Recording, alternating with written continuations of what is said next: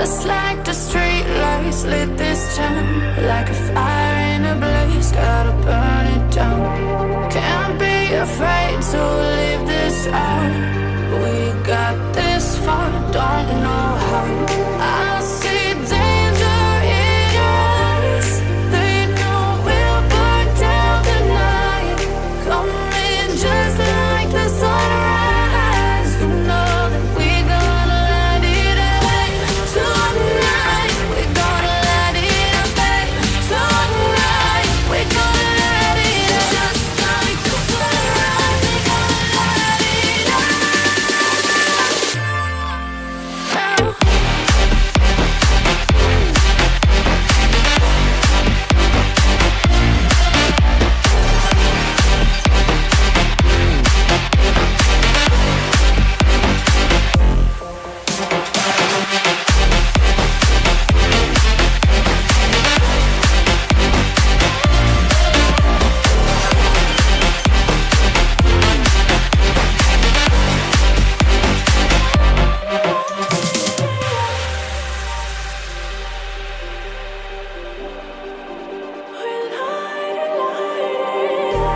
Just like a spark that's breaking out.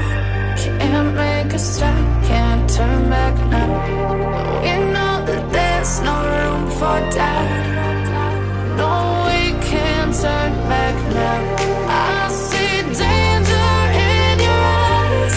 They know we'll burn down the night. Coming just like the sunrise. You know that we gonna light it up tonight. We gonna light it up tonight. We gonna light it up just like the sunrise. We gonna light it up now.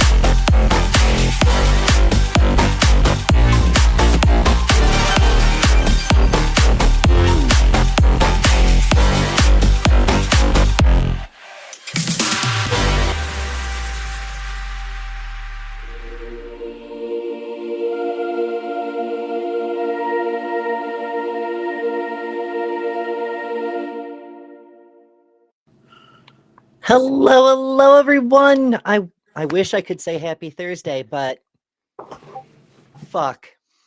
It's one of those days. So there's a couple of things. First, I suppose a couple of announcements. Transpositions is postponed this week. We're doing some retooling. Look for new shows in new time slots starting next week. I'll try to keep you guys informed, but there's no show tonight over on that channel. So, adventures. Also, Chris just announced over on the Damn Show that he's considering taking Mondays off and making the Monday slot a regular time for Java and Jugs. We're discussing in amongst the Java and Jugs cast, and we'll let you know about that too. Although you may end up finding out on Monday on the Damn Show, but we'll see how that goes. All right. So, first of all, we're joined by some new and old faces. For the first time, we've got Lil of all trades over here. Hello, Lil. Thank you for joining us. Welcome. From the political events, how are you? I'm so excited you're here, Lilith. You appear to be muted. Live broadcasting, folks. It happened. Try that. That worked? Okay, now I can hear you. Yep, okay. Yeah, great. Sound great now. No, I have spark in the background occasionally, so I have 3 of them, so they're in and out. Fun. And we also have our frequent co-host, Sidekick. I suppose, the queen of Detroit's atheist community anyway, Ms. Kelly King. How are you? I am great. Well, we're still alive, which is a lot better than we can say for some folks. Was that in poor taste? It was probably in poor taste. I'm not taking it back, though. Yeah, but it's still a good thing to be alive right now. So I mean, considering it always good. Considering the alternative, yeah. Well, remember, we live in a world where people have actually tried to make me no longer alive this year. So Yeah. I have a hard time finding sympathy. But yes, that brings us to our starter tangent. Our starter rant, yes. Yes, as is No, there's traditional. no sympathy. Oh yeah, I go off topic so much I've just built it into the show at this point. I have sympathy for the children having to not have their father around.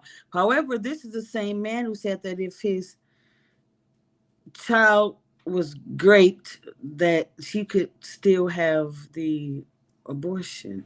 She can have an abortion. She was 10 years old. She was have to have the child. So that's the same father that was feel that same way about his own daughter. So how are you supposed to feel about that?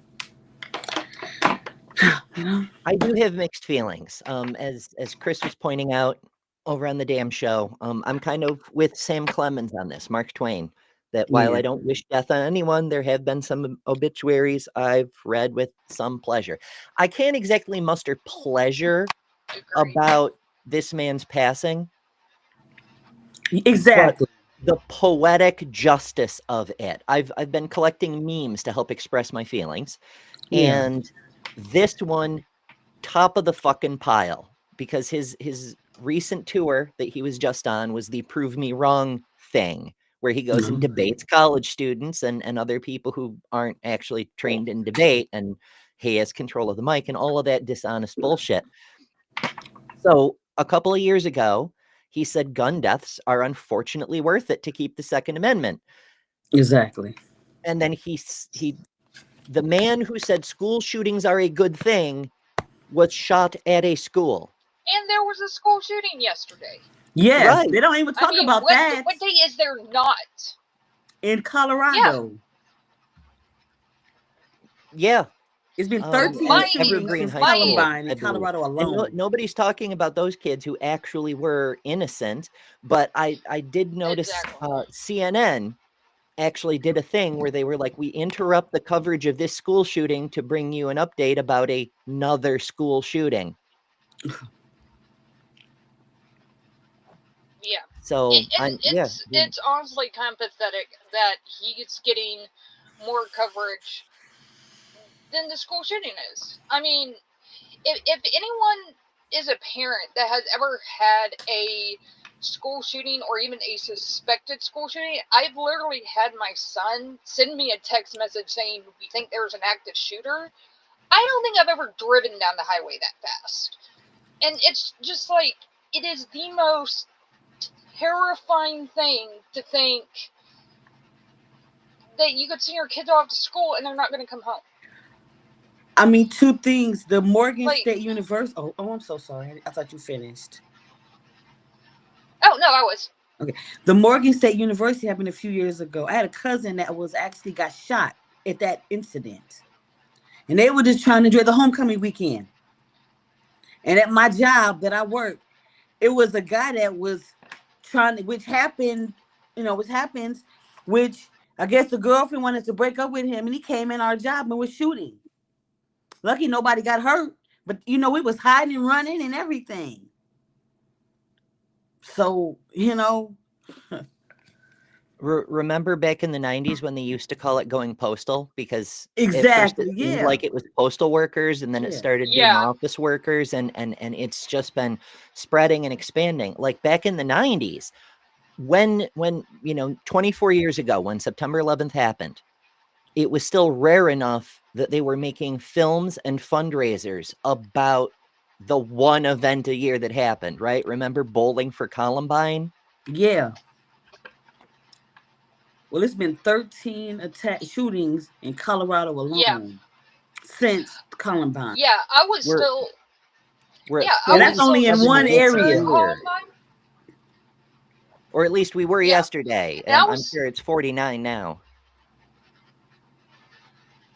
Yeah, I was still in school during Columbine, and like I was in that group of kids that we were black, we listened to heavy rock, and we were just kind of doing our own thing. And it's like even the hate and the vitriol we got just from that, like half of the group that I was in, I went to a private school, half of them got expelled by the end of the year for like stupid shit. And the thing is like, and I'm sitting here thinking, I'm like, do you guys not realize that the reason there's so many school shootings is because there's so many damn guns? Like, that's what the problem is. There's that, and there's no help for mental health in this country. Yeah. Like, Well, it's okay. So there's it's a complicated situation, and there's a bunch of different factors with a whole lot of nuance. To oversimplify it is not helpful or constructive. There are too many guns. Yes. There is way too little access to mental health services. Yes. But simply having mental illness and access to guns does not automatically drive people to violence. It opens up the opportunity for it, but it doesn't cause it to happen. There are factors causing it to happen beyond that. These doors have been left open intentionally by political agents for the purpose of causing mass fear, mass tragedy, and frequent distractions. This is not a bug, it's a fucking feature. Yeah. And there's no words for it. There's no words for the disgust that is what these people want. It's just, oh, we lost our I'm Kelly. rarely at a loss for words, but oh no. Can I do this? And yeah, I was talking to somebody that I know the other day, and they're like, well, it's the violent video games, and it's the violent movies, and I'm like, look, every other country in the world has violent video games, violent movies, mental health. I don't agree with that crime, comment. All that kind of stuff. It's all GTA's fault. No, I don't agree with that. That's my personal opinion. No, I don't. And I said they said that, and I said no. Like every other country in the world has this. We are the only country in the world that has this amount of gun violence and school shootings. Like there is a specific problem with America. Like, and I mean, yeah, it's just like it's stupid to blame video games and movies when those are worldwide phenomena, and this is not a problem there. Yeah, that's part of our, if you remember, political nonsense is the way we take complicated issues and we boil them down into simple bite-sized soundbite pretend solutions. This has been the Republican the action movie. Democrats do it too, but the Republicans Rambos do it exclusively. And all that. There was, when we were little, there Rambos and stuff. I was done but killing. Yeah. Arnold Schwarzenegger movies. I thought it was and killing. I think it was killing everybody. I thought it was. Yeah. No. I mean, I think it was several years ago, and I don't remember the exact statistic, but it was something like Japan had like 4 gun deaths. 1, 2, 3, 4. And it was like a nationwide scandal that they had 4 that year. And it's like, that's a Tuesday in like one town. Get my camera right. Yeah. But saying nothing can be done about it is just ridiculous because nobody's even trying. Well, another aspect of it that infuriates me is, you know, I've been scrolling through a couple of memes as we go. I paused on this one because, you know, we saw in damn chat earlier, there were people saying, how dare you speak badly of the dead and celebrate this and that and whatever. Mm-hmm. The performative virtue signaling of pretend empathy, the bad faith, disingenuous, talking out both sides of your mouth bullshit is infuriating. And Charlie Kirk was a master of exactly that kind of nonsense rhetoric. You know, they'll make jokes about immigrants being eaten by alligators, but then don't want you to take pleasure in one of their hateful assholes' deaths. And again, I don't take pleasure in it. I cannot stand the thought of any human being gunned down like a rabid beast, because it further diminishes the concept of the value of human life, which is the only fucking thing that prevents those kinds of shootings from being everyday occurrences everywhere. Valuing human life is the only thing preventing civil war at this point. And it's only one side that actually values human life. And Charlie Kirk was not on that side. I completely agree. Not one bit. It's disgraceful. Another of his famous sayings is that it's worth to have a cost of, unfortunately, some gun deaths every single year so that we can have the Second Amendment. So he got what he wished for. He died for his values. I wonder if he counted himself in that number.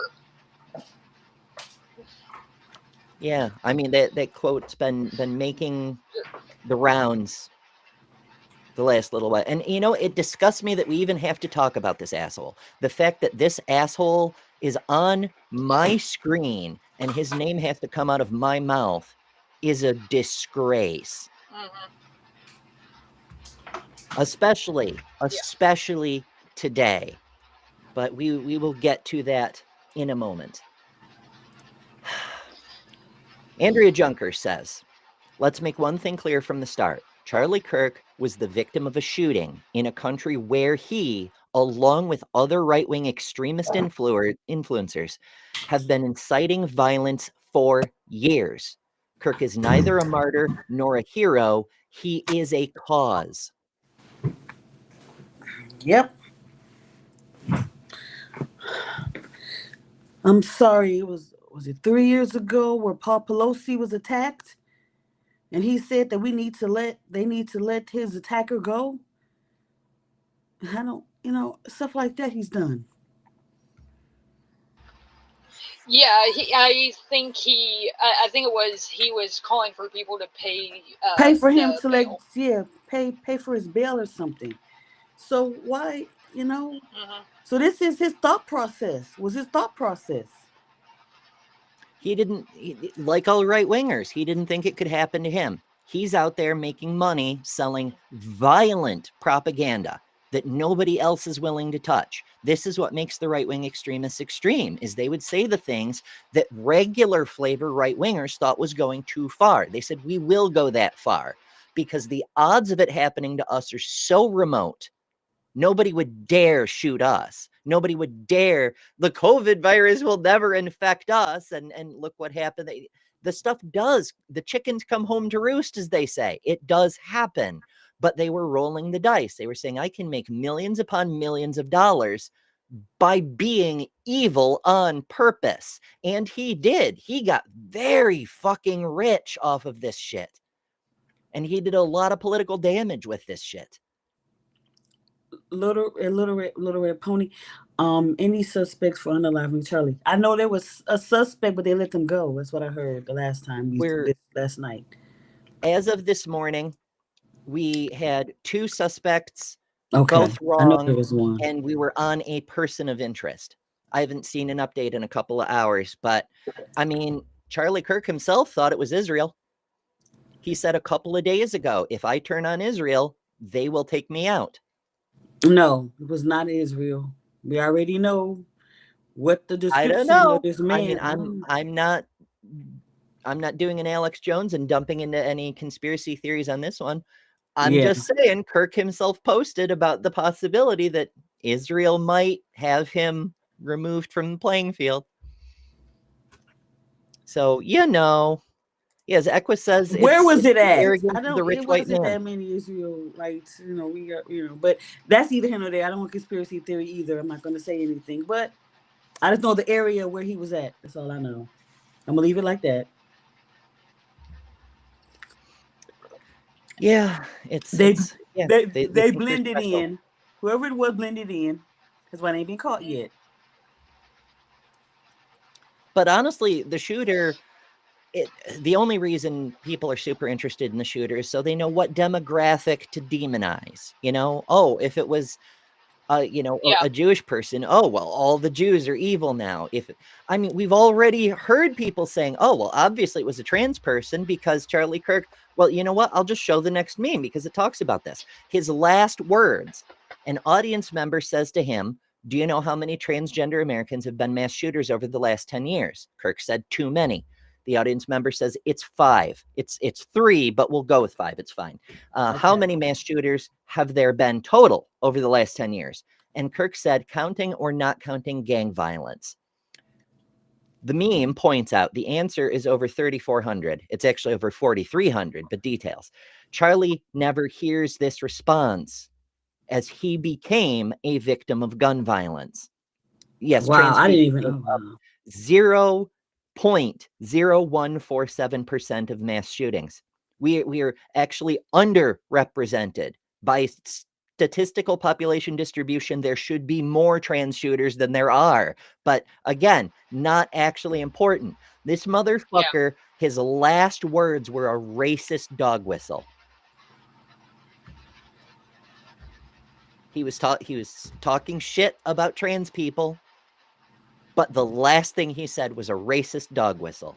Yeah. So he was putting us both in the same category. To sum it up, if you're not a cis white male, empathy, you ain't nothing. Yeah. If you're not waspy as hell, then like he didn't care, and he threw you into that category too. So it's. Yeah, it's just so sorry. People like this have a platform. It really is. Kari, you were raised by people like him. I was raised. My father was a black man, almost passing, but he was, and I had to learn that was not true. But he was like an Archie Bunker type of black man. All white people are the devil. That's how he was raised. That's how I was raised. So go figure. My mom wasn't like that, but my dad was. So when I had white friends over, he would get so angry. Get on our house. We got the devil in my house. I had a person, when I was in high school, I was dating someone, and their mother thought I was an actual demon and performed an exorcism. I thought that was pretty hilarious. I'm like, some of these people are fucking wacky. But before we get too carried away on the empathy train, Charlie had some thoughts about that as well. I don't have no empathy for him. No, don't do that. You may recall back in 2022, Nancy Pelosi's husband was attacked in their home, and Charlie Kirk said some amazing patriot should bail the attacker out of jail. He's what I was talking about earlier. He's a victim of the same violence he himself promoted. That's exactly what I was talking about. This was good. Here's another from 2023 of him openly calling for the lynching of trans people.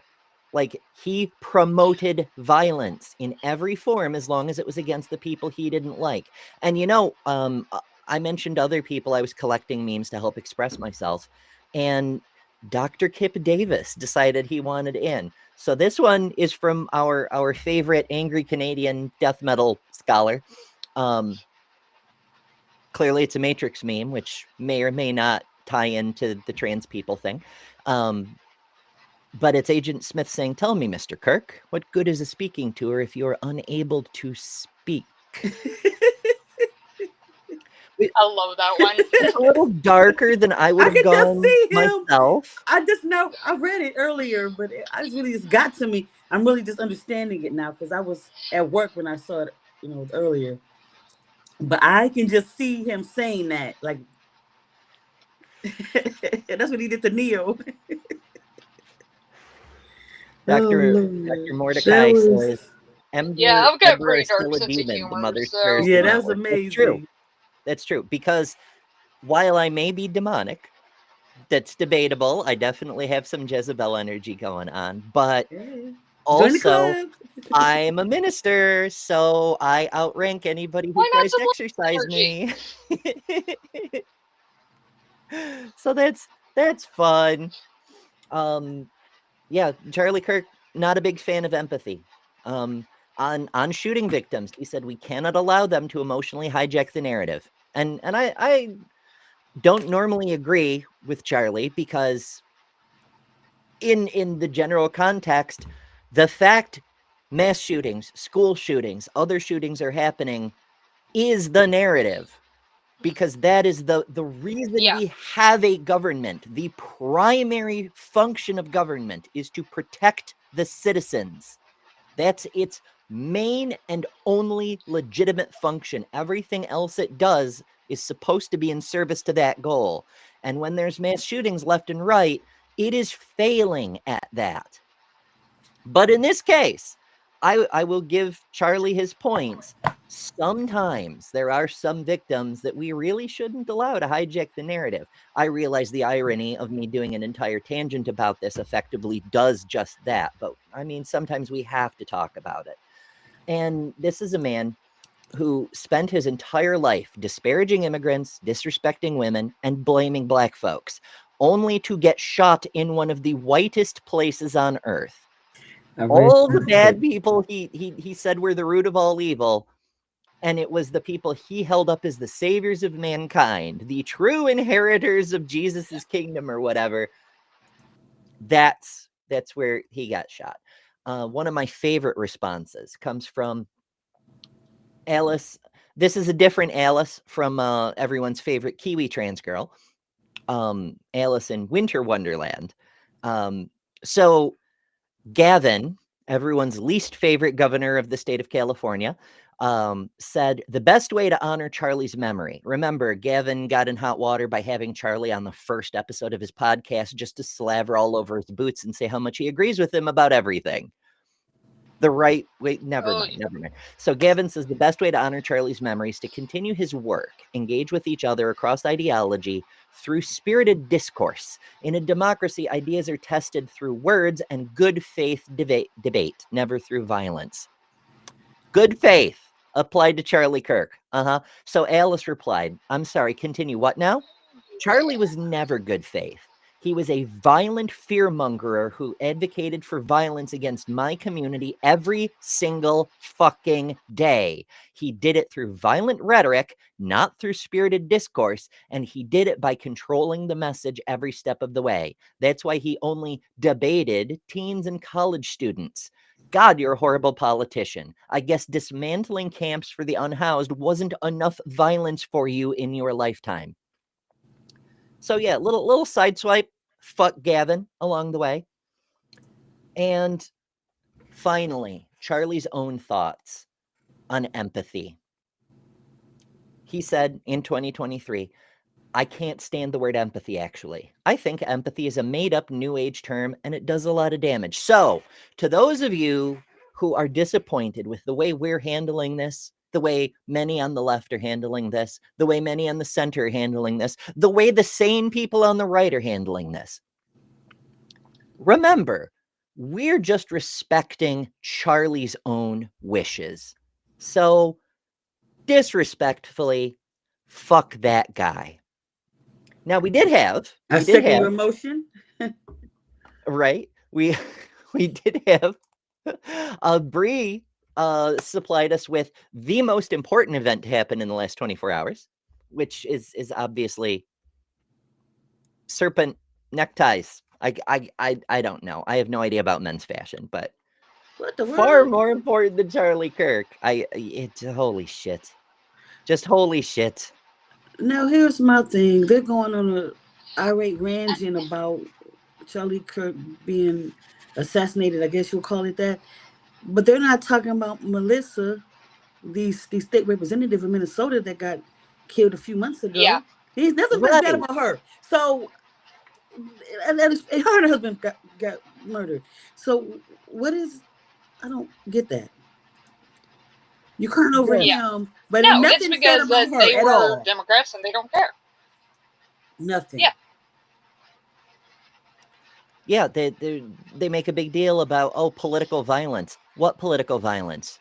Charlie wasn't a politician. He didn't hold No. office. He wasn't No. running for No. office. No. You know?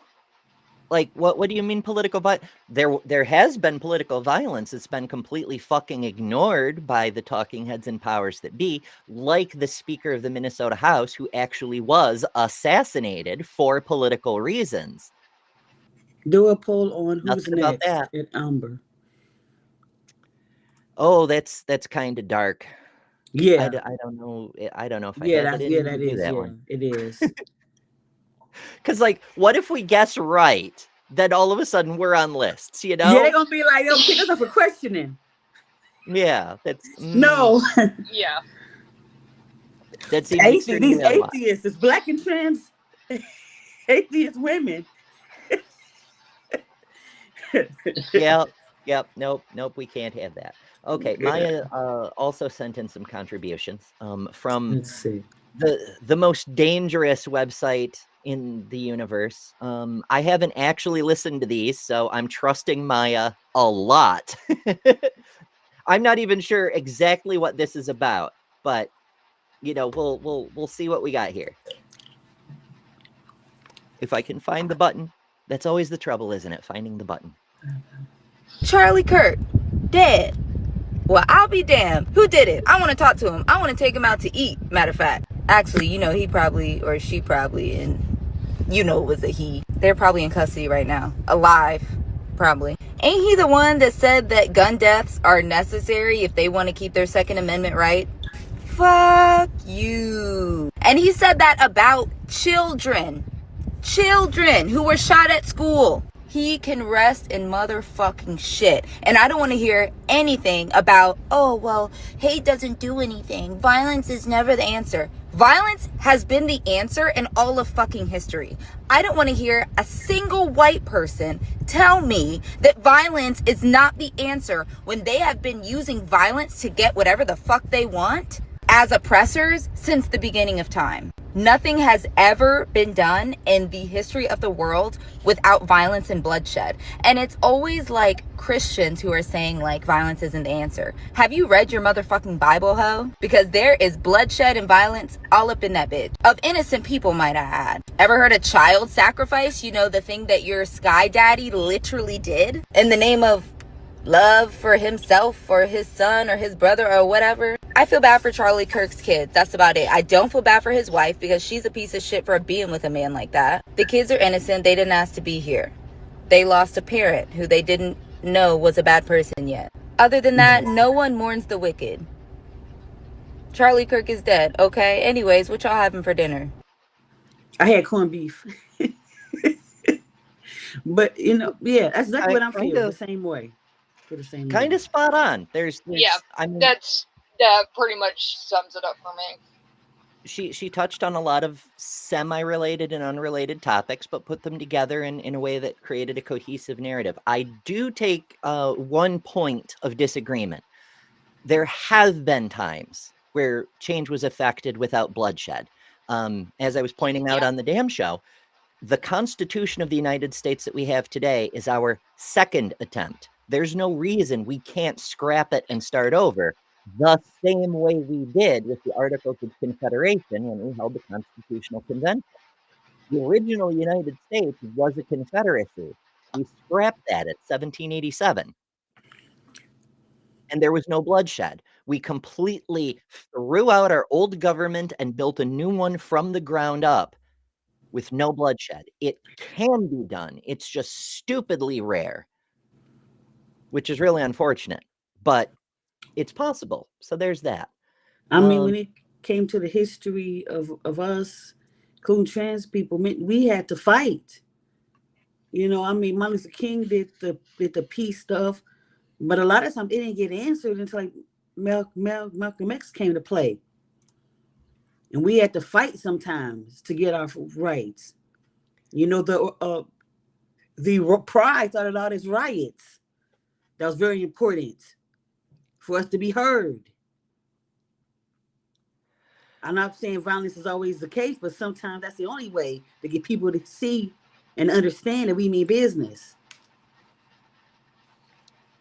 Sadly.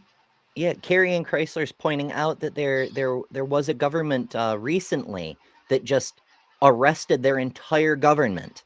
It was a minute ago, but I think it may have been Iceland.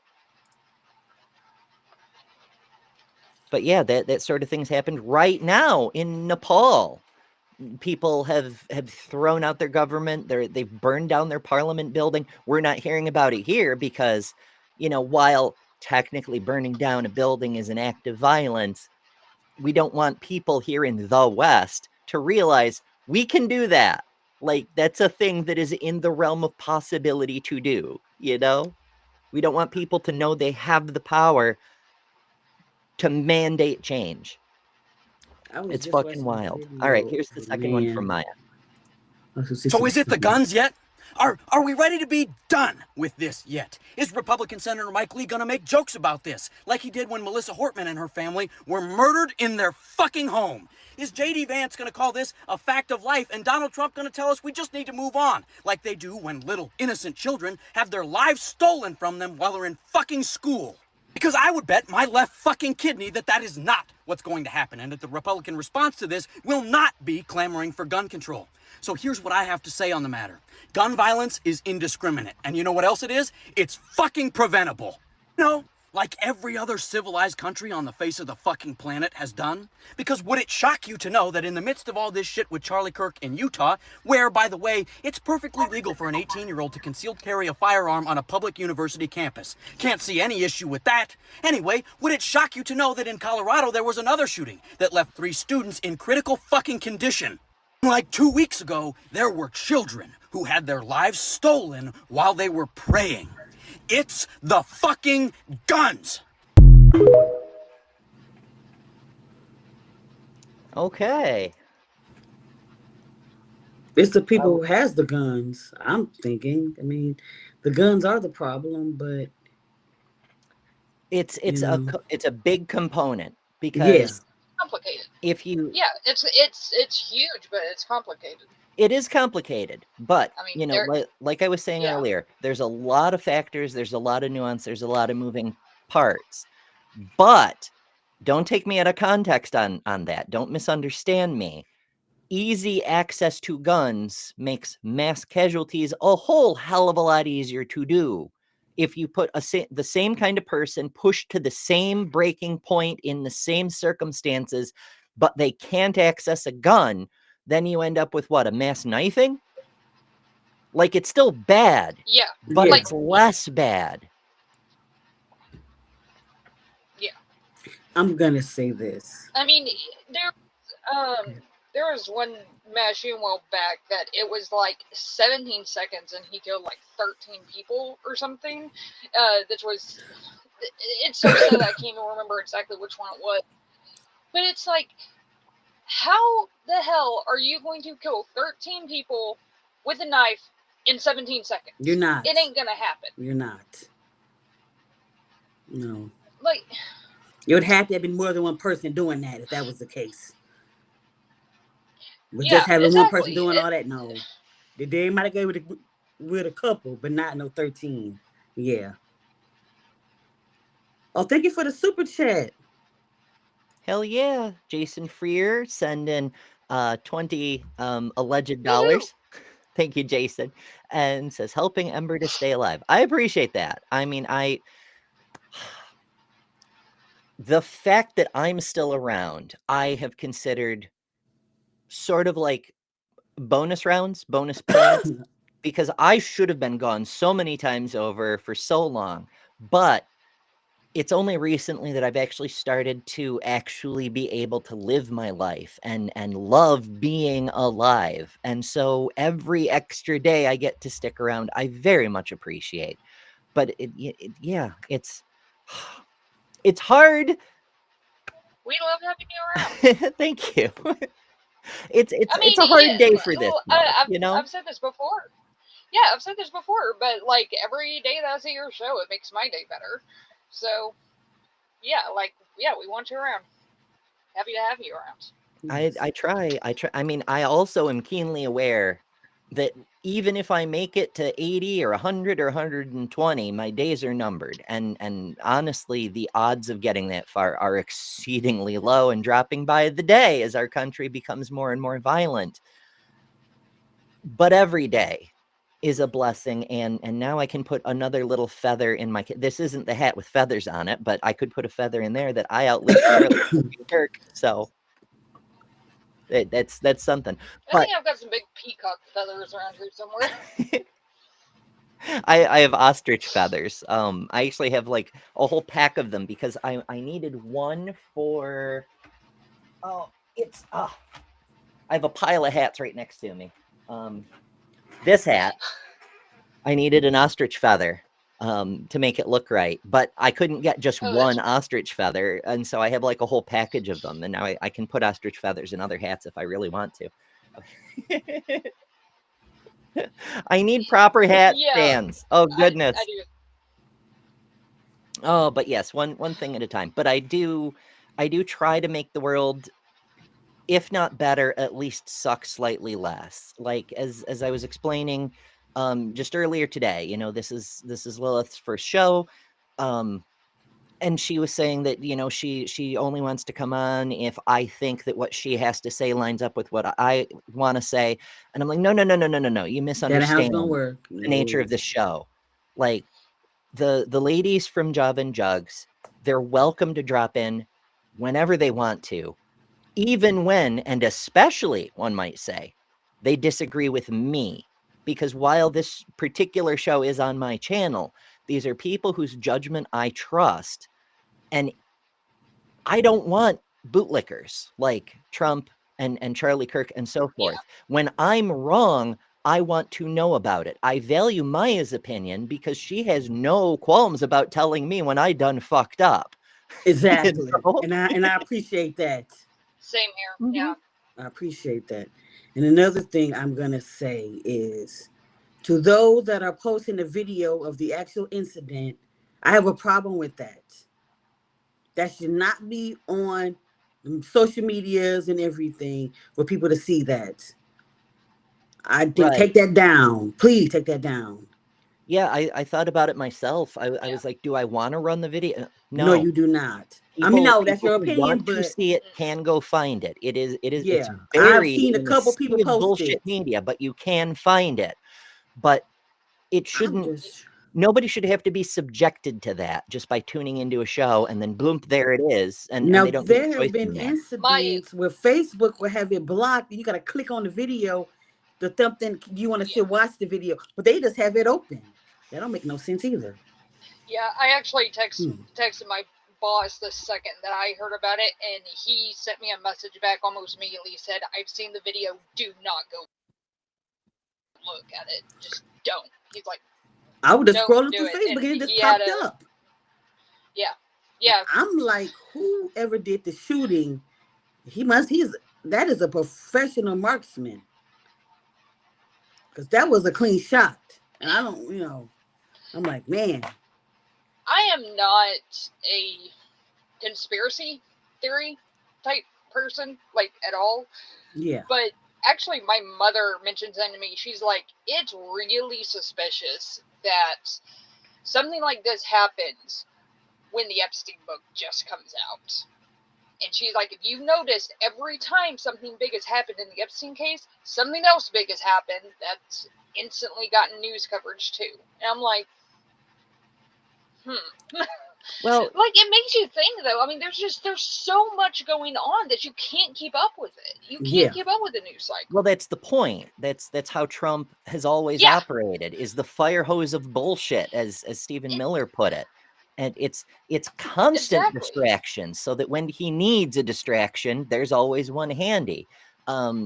Conspiracy leaning folks have pointed out that, Kirk was one of the pro-Epstein people, the release the Epstein files people, to the point that Trump had to call Charlie and ask him to stop doing that. So I remember if you need a sacrificial lamb to be a distraction and also galvanize your base in support of you, not a bad choice. If you have no political morals whatsoever, But I don't know. I mean, I was starting to lean And that direction we myself. kind of know Trump doesn't have any. And you know, I'm Yeah, aware that I have that inclination because 24 years ago today, my oldest was exactly 1 month old. And I'd been up 2 or 3 times that night feeding the baby, and I get a phone call from my mother. Are you watching the attack? And, you know, knowing the situation in the Middle East, I was like, oh, who are we invading? And she said, just turn on the television.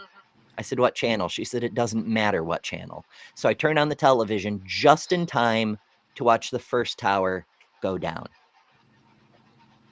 Well, fuck. I yeah. spent the entire rest of the day tired off my ass, no sleep, also taking care of the baby, but watching all the news footage I could find, gathering as much data as I could.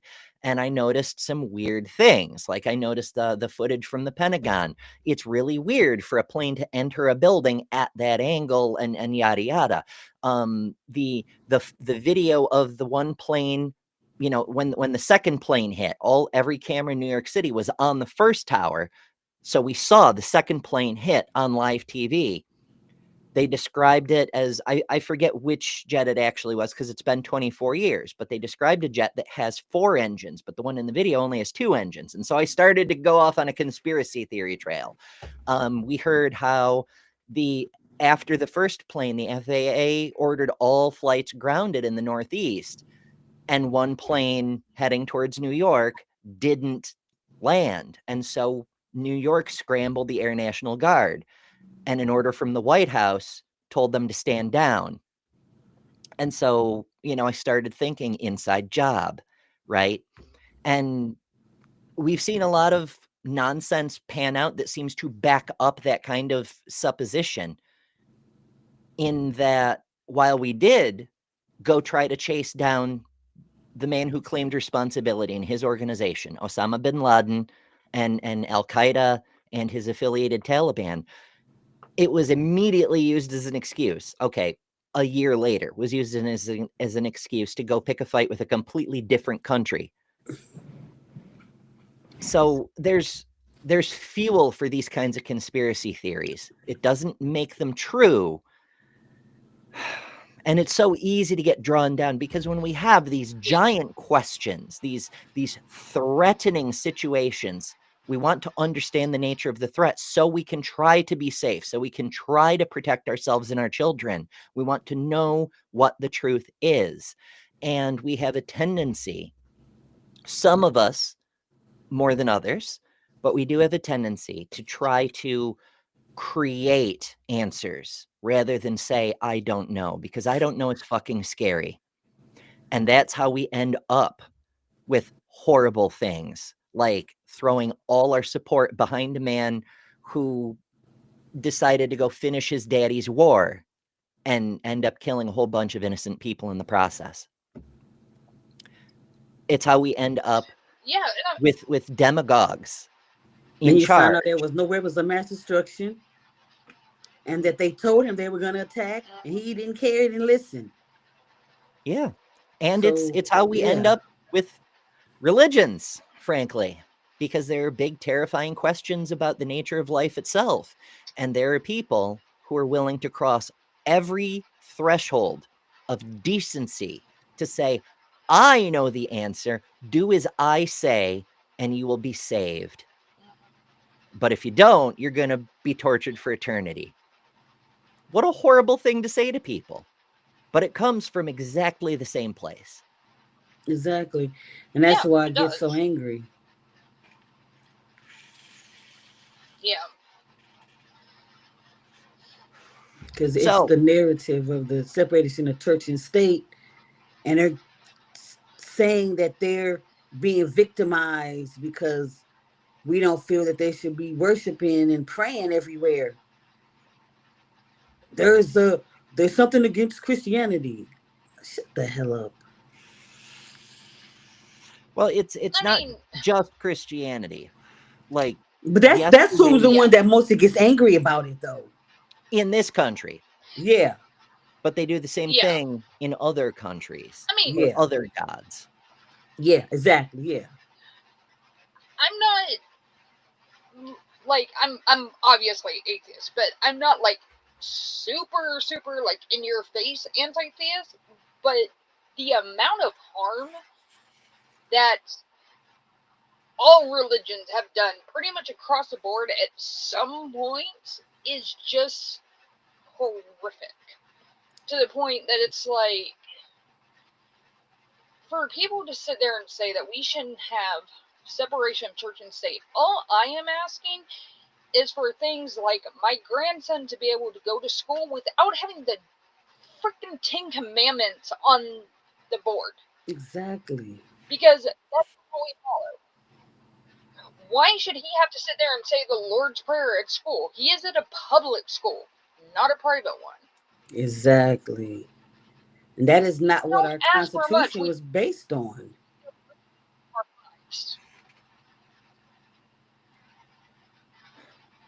And they can't do that. They have to shove it down our throats, because in my state, thanks to their religious doctrine and crap, I literally have less rights to my body than a corpse does, which is disgusting, and it's all because of religion. Yep, and that's another big part of the legacy of 9/11. Like, where are we today? Mm-hmm. What has this tragedy led us to? What have we voluntarily subscribed to and allowed our country to descend into in the wake of these events? It's been 24 years, and people have used this event, the fact that it was caused by religious extremists, to galvanize more people to become religious extremists. It's led to a rollback in freedoms and rights and, yes, safety. Shootings are off the fucking scale. We can't even keep track of how many mass shootings there are anymore. No, we can't. No. Because of the violent rhetoric that started, at least it started becoming mainstream or more acceptable following these events. Reagan was an asshole. Reagan caused a lot of American people to die. Yes. But he was careful to couch his words in civility politics. I'm just saying, I'm just making observations. I'm just promoting what I believe is the best common good, that sort of thing. After this, there was none of that. It was all, you're either with us or against us. That was the president of the United States. It's us versus them. And if you're not on our team, you're with them. Yeah, and that filtered down incredibly quickly. I have mentioned before that I had a friend of mine who was a Muslim when I was in high school. I was a senior in high school when this happened. About a week or so after this, she wore her hijab and she was walking down the hall, and some jerk jock ran over there and just ripped it off her head. And of course, with her religious beliefs, whatever. But, and, she was offended, she was hurt and upset by that. But it's just like, how disrespectful can you be? Like, I don't agree with that at all. I don't agree with her religion. I don't agree with any of that. But, like, you don't do that and then be like, woohoo, praise God, running away with her hijab. It's just like, it's disgusting. And it does that very, it does that very separation where it's, you're with us or you're with them, and there's no in between. There's no room to be in between on that. Yeah, they want to talk about the hijab, but look at the Catholic nuns. They wear a hat too. Yeah. There's no problem with that, is it? Yeah, I've mentioned before that I thought about getting a hijab, which, for anybody who's not familiar, that's just the headscarf. The whole outfit is a burqa. They all have different names. I've thought about that myself, to cover my damn ears, because my ears are so fucked up at the moment, as returning viewers know. The downside is it would make hats awkward, and I do love my hats. I mean, I could wear a hat with a headscarf, but it would cramp my style, you might say. I know it's a girl at my job, a girl, she's about my age, but she actually wears one because they told her she can't wear no earbuds, so she puts it in to cover her earbuds. Yeah, But yeah, I she mean, wears. I think I'm like, you everybody are should have not. full She's access like, I to don't all care. the She fashion kind of looks options. Middle Eastern too. So what she says, I'm like, you are not Islamic religion. She's like, I don't care. I'll You put my don't have to earbuds be. in. It's like saying, you can only wear this kind of hat if you're going to a horse race. Get the fuck out of here. It's a hat. Wear what you want. Yeah. I mean, I do actually have a scarf. It's technically a shawl, but I can wrap it Oh, that's however the hell I pretty. I want. like that. That's real Yeah. pretty. Yeah, my kids gave it to me because it was last winter actually, and I only had one scarf, and it was my work scarf, and it was black, and black goes with everything, but still but also because us women, especially us older women, we do be getting cold, especially in the summer when the AC is blasting. But I mean, like, I probably could do. Let me figure out how to do this here. I could probably do something. I am doing it wrong already because it's not specially designed to be a headscarf, but like I could. It's almost like a whole outfit itself because you can't even see my shirt. You can pull it off though. Yeah, but like if I put a hat on top of Yeah. it, then it's just. Oh goodness, I'm ruining everything. This is Dr. Kip, by the way. Oh, Hello. we have a Hello, pet. cutie. You know the rules of the This is the internet. famous Dr. Kip. Hi, cutie. How are you, handsome? Handsome sir. Yeah, she's big and crazy. Yeah, that was like when during the 9/11 attack.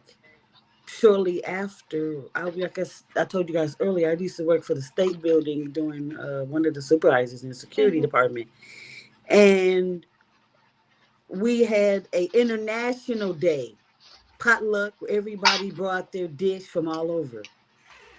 And ironically, nobody wanted to eat. Now, I did. Nobody, but me and a few people ate the Muslim lady's dish. Very delicious. They're very delicious dish. Nobody wanted to eat it. And it was like, get your Arabic self. We don't want to eat your food. And she was just crying. Like, she had nothing to do with those attacks. But the fact that you picked on her and made her feel belittled is a tragedy. Yeah, I mean, there's a point where there's like people sit there and say like you need to have tolerance, and I do have tolerance to a point. But the thing is, when what you're doing starts affecting me, that's when my tolerance is. Exactly. Well, there is that paradox of tolerance, which isn't actually a paradox. Like the way people pose it is that in order to be tolerant, you have to be intolerant of intolerance. But that's just a fancy way of saying it to make you sound more clever and sophisticated. What it really means is there is a social contract that people are people first, not to be unhumaned by membership in whatever group they're in. Muslims are humans first. Trans people are humans first. Black people are humans first, etc. Yeah. And the people who opt out of that social contract are not covered by that social contract. To wit, those who diminish the rights of others to be fully human or even to be alive have abrogated their own rights to that same social contract. But that's just my interpretation. As we know, I'm not infallible by any stretch of the imagination. No, I absolutely agree with that. Yeah, I mean, I absolutely agree with that. It's like you can do whatever you want in your own house, But the second you start taking humanity away from anyone else, that's when that ends. And that's when you don't get to do that to other people. You don't get to impose your will on other people like that. Yeah, the excuse for racism is unfucking forgivable. Another memory from the days shortly after 9/11, 24 years ago. I was working as a repossession agent at the time, and I was like a lowly person. I had just started at the job, and the operations manager at the time and I went into a 7-Eleven, and there was a person from India there, right? You could tell because he had like the I forget the name of the thing, the little dot for representing being married. I'm American. I don't know cultural things, but yes, he was obviously from India, and my manager started calling him things that might imply he came from Saudi Arabia, very slur related things. And I'm like, why the fuck are you angry at him? He's like, his people blew up our buildings. And I'm like, first of all, he's from India, you fuck nugget. Yeah. All brown people are not the same brown people. But also, why are you blaming a guy who is in the United States who wants to be here for something that religious extremists from a different country did? If any group, if you want to be mad at anybody for membership in a group, it should be religious extremists. But even then, maybe don't do that. Maybe the people who do horrible things work very hard to do those horrible things. And taking credit for that away from them is just unfair and immoral. Don't steal their credit and give it to other people for free. They worked for it. They earned it. They fucking deserve it. It happens everywhere. I mean, just like the AIDS epidemics, 9/11 attacks, the COVID. Bindi, thank you, Aunt Jer. Yeah, they're just attacking certain demographics that have nothing to do. Just because they're part of that demographic don't mean that they had anything to do with that situation. And that's what's sad about it. It just shows how bigoted people are. Yeah, it's just it's one of those things that it's just like, and people make the most that's why I don't treat, because it's just like people make the biggest, and the one thing that I absolutely love my parents for is they taught me all the way growing up is never make generalizations. I would say it's the case, because you are always going to find somebody that does not fit that description. You're always going to do it. You cannot lump everybody into one group. You just can't do it. And it's just like, how can, like, I know people who are, unfortunately, but I know people who are extremely racist and extremely bigoted, and I'm like, how, like, I don't even understand how they can deal with themselves from day to day. Like, I don't understand how they can look at the world from day to day. The world can be a beautiful place, and they're just so hate-filled. It's like, I don't understand that. How sad. How not just horrible, not just pathetic, but how sad to look at this world with, its Grand Canyons, its vast mountains, its rainbows, its powerful oceans, the glorious, magnificent starscape, the fact we happen to have a pet nuclear fusion reactor raining down sunshine on us every damn day. The beauty of snowfalls, the wonder of dandelion poofs in the spring, lilacs, my favorite flower, all these wonderful things. But then also the shit that we humans have done, the marvels of technology, of modern medicine that have saved the life of our friend Dave from captive desk, that have made, I wouldn't be here if not for antibiotics several times over. I'm wearing a prosthetic right now. That's medical technology. I'm talking to you on scientific technology. There's optics and audio equipment and electrical lights, which requires both electricity and lights. Like, holy shit. There's so much amazing wonder in this world, and we can share it with each other and try to make each other's lives even better, to minimize the suffering that still exists, the poverty, the lack of access to medical care, the starvation, all of these things. But instead, these motherfuckers are obsessed with what is wrong and pointing blame and hurting people to make themselves feel better. How horrible. Pinpointing the things that is wrong is okay to a certain point. However, the agenda is making it worse. Like, this is what's wrong, and how can we fix it? They're not doing that. Exactly. If you're going to point out a problem, then by all means do that. But you do it with the intention of, how are we going to fix this so it's better for everybody? I mean, you look at the last 100 years and just how much like our lifespans have expanded, how much our medical technology has expanded just in the last 100 years.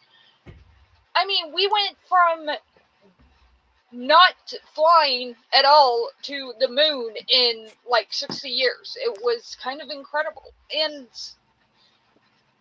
like, humans have the capability to be amazing, but we also have the ability to be the most horrible fucking thing this planet's ever seen too. It's kind of the duality of being a human. You have both of these things fighting with each other all the time. It's pluses and I don't see why minuses. people would focus on the negative. But be like Java and Jugs, late everybody. Be like us and Java and Jugs. We have trans, black, Hispanic, white women working together, getting along, not agreeing with everything, but this is the space you need to have. Be like us. Yeah. I mean, that's the thing, is like, do we want to? I don't like polarization, because the vast majority of humans just want to get through their lives, go from day to day, get back home to see their families, etc. They want to have a nice life and not have the minimal amount of suffering. There are people who want to advance humanity in some way. You know, doctors don't become doctors because they want to go golfing all the time. They become doctors because they give a shit about humans. They want to advance medicine, or at least participate in medicine, have the ability to heal people. You know, and it's true for a lot of industries. People who go into robotics, it's not just a paycheck. They pick that specific field because they're interested. And that's enough. They want to see where they can take it, how far we can go, what else we can do. And that's true for so many different there's a few exceptions, you know, advertising executives, many lawyers, they're more all about the suffering. But it just, oh my goodness, the vast majority of us just want to live our lives. And a few people want to make things better, or at least suck less. And I've said for years and years, we're still in a dark age. The amount of technological advancement, scientific advancement, other things we've seen in the past century is remarkable.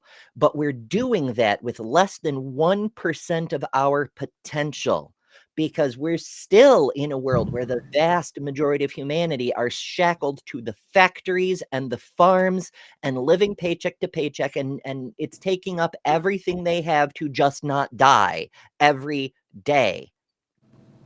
Now, a lot of people have said to me, Ember, you're really smart. And, you know, I may disagree, but I appreciate the sentiment. But here's the thing. Every day, I try not to die. That is most of my effort. There are people like me. There are people who are smarter than me. There are people who are more capable than me in every field you can imagine, whose entire potential is being wasted in trying not to die. What if we took humanity and retooled in such a way that it unleashed more of our potential? Like, not even all of us, not even reaching 100% true freedom for all humanity. That would be amazing, but that's like shooting for the moon at this point, right? Just maybe let's make it so that 10% of humanity's potential is able to be utilized to driving the future forward. We would have a golden age like this world has never fucking seen. Because even at the peak of our greatest civilizations, we never got close to 10% having the freedom to advance science, explore ideas, create art and literature, all of that stuff. It has always been, always the richest of the rich who have the luxury of being able to do it. And it's whatever they manage to produce. Sometimes they get it right, like Tycho Brahe, one of the foundational pillars of modern astronomy, the person who gave Kepler the data he needed to concoct his system for how the solar system is put together, that redefined our cosmological sciences and set the foundation for what became astrophysics. He was just a rich dude with a hobby. So sometimes it works, but it's random, right? It's not taking people who have skills and giving them the power to do the thing. It's giving rich people the luxury to do whatever they want, and every so often they do something worthwhile, you know? Yeah, and I mean, if every human was even able to take even a couple years to just go do whatever they wanted, like, I can't imagine the amazing things that would come out of that. I mean, especially people who follow their passions or who would love to but just can't. Like, I mean, one of the reasons why I ended up going into the career that I did was mainly an economic decision, because I could get a much better job with a lesser degree than I could otherwise. And so I gave up one of my biggest passions to go for this other thing. And that kind of ended up backfiring on me, but whatever. But it's just one of those things that it's amazing on what people can do when they're given that freedom. And the fact that, yeah, it's still the rich who have that, but it is slowly becoming more accessible. Like, I'm trying to make sure my son, who just graduated this year, he wants to be a paleontologist. Oh, cool. I'm trying to do everything I can to make sure he can follow that. Yes. And to make sure that even if I couldn't do what I wanted to, he has the opportunity to. I don't want him to have to be working a dead-end job because he has to make ends meet. If I have to pay his bills for the rest of my life, for him to be able to do something that he loves, that's my goal in life. I want him to be happy. Everything else doesn't matter to me. His happiness is my thing. And that's how it should be for everybody. Everybody should be able to follow what they love and do what they want. What if people had the courage of the convictions they actually espouse? We see so many so-called Christians running around saying, I love everyone, or I love everyone the way Jesus said to. Love them as I have loved you, my children, right? Like, what if we lived in this radical, revolutionary society where the majority of people treated everyone the way we treat our own children, and saying, I want to do everything I can to make sure your life is above all else happy, that you can do something that you think is worthwhile, that you're good at, you find fulfillment and satisfaction in, and best of all, it makes the world better for everyone else. Yeah. How horrible would that future be? My condolences, John. The thing is I'm sorry, I just read the comment. Oh, I'm sorry. Yeah, my condolences. My condolences. Oh, John.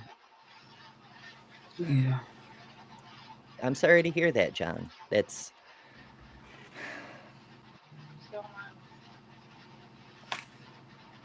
It's interesting that we just had a moment of silence for a person that we don't know, because a person in our community cares about them. That's empathy. It's a thing that happens, right? Vital. It's vital. Mm-hmm. I mean, what you were saying about if Christians actually espouse Christian values and treat people the way that people think Christians should, like, love your neighbor and all that. I have lived in Texas my entire life. I'm I live sorry. in the middle of the Bible Belt. I come from I love my state. I hate my government. Yeah. It's kind of that. I have a love-hate relationship with Texas. But my family was very religious, and my dad was extremely religious. But the thing is so everybody I've ever known in my entire life, and I also went to private school, was very religious. My dad is the only person I know who actually lived up to that. He is the kind of guy that he would not think twice, and he would give you the shirt off his back. He would give you away if you were hitchhiking. I saw him not stop to help somebody on the side of the road my entire life. He's, and the thing is even if I'm obviously not Christian, not religious, I still had that example of that is how you treat people. That is how you treat humanity. And that's how you love your neighbor, and you are more Christians need to do that. And it's not even just Christians. I think everybody needs to do that. Like, everybody needs to be, we could all be more kind.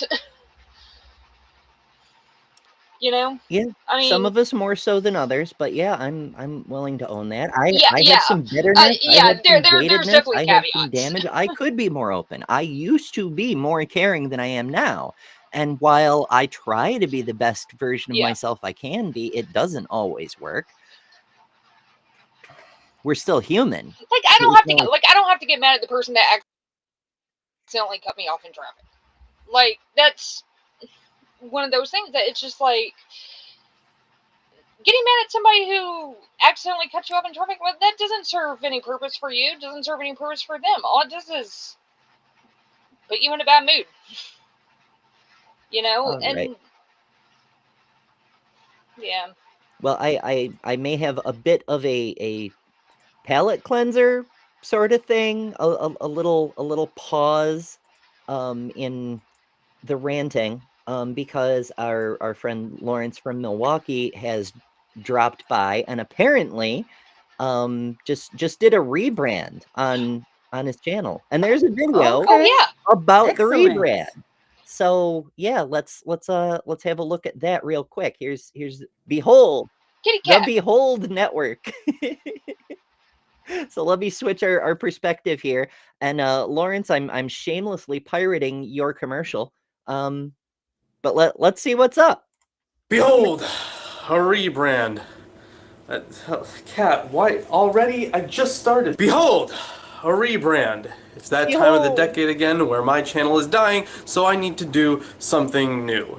And what I've decided to do was rebrand the channel. A lot of the content will be very similar, it's just going to be presented differently. I'm still going to be talking about biblical history and especially classics. I'm going to be talking about all those things just as much as I have been talking about, but the big difference is mostly going to be how I'm going to present it. Now, I don't know if you saw the news, I don't know if you saw our video on it, or my recording of it, or any of the stuff that we talked about in the Discord about it, but in August there was some massive flooding in Milwaukee. And unfortunately, that means we lost basically all of our studio equipment. And we are trying to rebuild. We lost a lot of books too, actually. That was probably the part that hurt me the most. But we are trying to rebuild. Cat, what are you doing? Ugh, this is Rocky. I named him after The Rock. Look at him. Look at him. Look at him. Well, now that I've That's effective marketing. You if a pet intervenes, you have to show the pet. It's a rule of the internet. Oh yeah. Yeah, but thou must.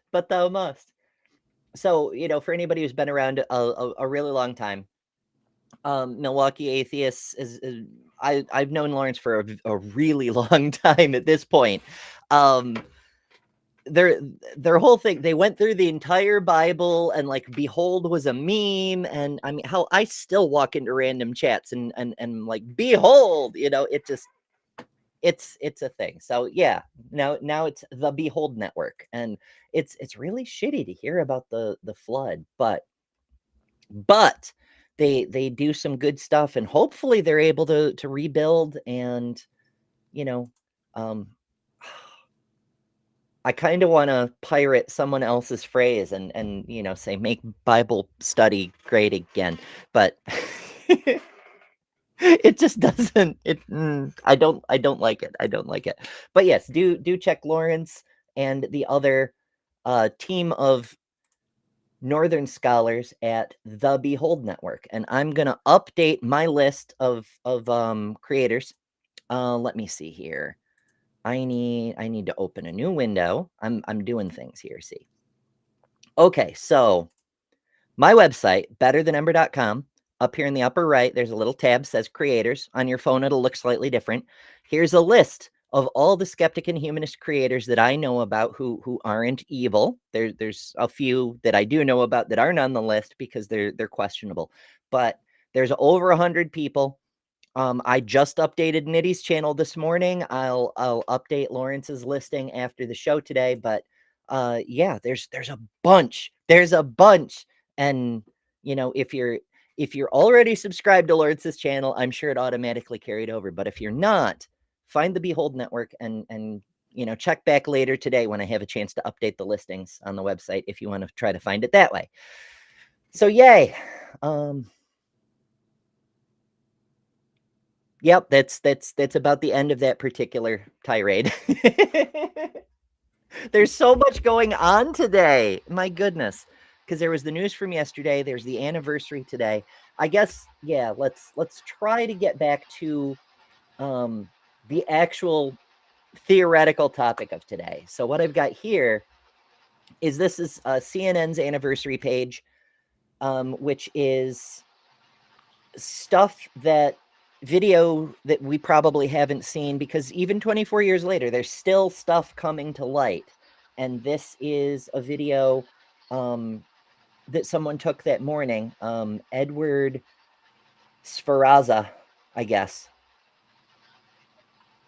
And it's looping video, but there's other stuff on this page too. And because some of it was recorded on like actual video cameras, right? Not modern digital stuff. And so there's an actual tape, and the tapes have been lost for however long. And, so much of it is. Yeah. Actually, National Geographic did and I think they did it for the 20th anniversaries. It's a few years old now. Mm-hmm. But they did a 6-part series and it's about an hour and a half time span for each section, but basically it's 9/11 One Day in America. And there's a lot of footage that hasn't been seen. There's a lot of stories from a lot of people that haven't been out there. It happened in the towers and in the Pentagon and all that. And documentary series, if you haven't seen it and you want. Yeah, there's quite a lot that, I mean, and so this is one of the things with the way the United States is whenever anything happens, the media gets their hands on it, seizes on a few specific things, and blows those up to the point that it covers everything else. And it makes it so hard to find anything else other than what they're pitching as the central aspect of the story. And it can be very frustrating. Here is this image was found on a floppy disk that someone had forgotten about. And this is one of the things is like at the time, we didn't see a lot of what was going on the ground. It was the cameras were all pointed at the towers. But there was a lot going on the ground as well. Like there was debris stuff everywhere. And we've all seen clips of like the smoke cloud rolling down the streets after the towers collapsed, but that's it. That's the only view from the ground. Unrelated, I don't have a good transition here, so I'll just do it. Behold Network sends $5. The super chat. Thank Okay. you, Lawrence, and says yesterday was a crazy news day. Kirk, another school, banned words, redacted, and the revolution in Nepal. The world is changing and fast. And it is. In fact, back to conspiracy theory, people have posed that it was an accelerationist behind it. Yeah, I literally did. I did a thumbnail on yesterday for the Nepal thing, and it's been so crazy the last 24 hours. I completely forgot about that one. Like it. The news cycles are crazy nowadays. You can't keep up with them. Yeah, and that's kind of intentional too. Part of it is the fire hose of distraction, but a big part of it is there is a group of people, the Seventh Mountain Dominionists, who are supporting the current presidency, who brought the current presidency to power. Their entire thing is to make the world end faster so that they can force Jesus to return. Excuse me. How does my audio sound to you all? Lawrence is saying my audio's messed up. It does? I don't see any problems. I've noticed it tends to happen when multiple people try to talk at the same time, which is it doesn't happen nearly as often on this show as some other shows, but when it happens, for some reason my audio tends to be the one that just automatically drops out. It just cedes the way whenever anyone else talks, and it's unavoidable when you've got multiple people and there's always that little bit of internet lag, but maybe that's it. I don't know. I'm gonna go on a side. Go ahead. I was just going to say it could very well be mine. I actually ordered a mic and it was supposed to be here yesterday and it didn't. So I need to get one myself. I'm just using this iPad for now for my sound. But I'm going to go on this side tyrant, and we have, every time something goes on, we are missing the agenda of what's really going on. And everybody is talking about the Charlie Kirk and stuff like that. And that is taking away the agenda. Is slowly but surely, this new government is trying to take away the rights of everybody. Just a few days ago, Donald Trump announced that he didn't feel that domestic violence should be considered a crime. Yeah, and that totally got swept aside. And it's everything is distracting from everything else. Like that birthday book, whatever the fuck that means. I haven't even looked into it. I haven't had time to look into it because there's so much shit going on. But like that distracted from Trump's talk about how domestic violence shouldn't be a crime because women are property, right? So what does it hurt if a man damages his own property? Holy shit! The abortion state controls it, not the women. And then they want to stop the same sex. We're going to stop in the same sex, working on the trans, not being taught, thinking that there's no such thing as more than two genders. And then what's next? Taking away black people for them to be slaves again? Yeah, there's a rabbit hole to me. I don't know, but that's what I'm keep thinking. Well, see, this is one of the things that really annoys me about the right. Like, even if you're going to be an evil, intentionally malevolent, behind-the-scenes overlord, whatever, a lot of the things they're railing against are there for their protection. The reason that the Southern landowners went along with emancipation is because they were pushed a proposal that they agreed to for their own gain and for their own protection, that we don't need to have slaves in the chattel sense because it's easier, cheaper, And safer, you have fewer slave revolts if you don't officially have slavery, if you just make the prison population slaves. Slavery is still legal in the US for Exactly. prisoners. Why do you think so it many is. black men are prisoners? Exactly. I'm absolutely amazed at how many people do not know that. I've literally had to tell probably 3 people that in the last week. It's like, no, look at it. It's still legal. Prisoners can be legally slaves. And I talked about it in where maybe Driving Jokes or something about how the narrative. Now it's my train of thought. Never mind. My mind is raced and I forgot what the hell I was saying. I guess it wasn't important. Oh, it happens. Our meat computers aren't perfect data storage devices. I mean, I forgot Lilith Fair earlier. I called it Lilith Fest or something. I thought I was having a Mandela effect thing.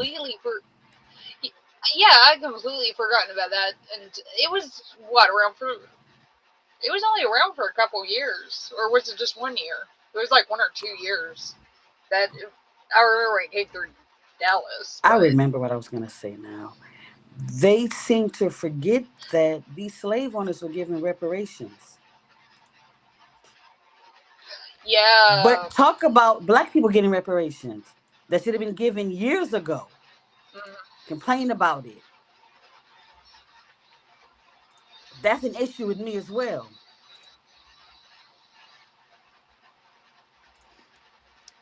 Yeah, we don't keep promises very well in this country.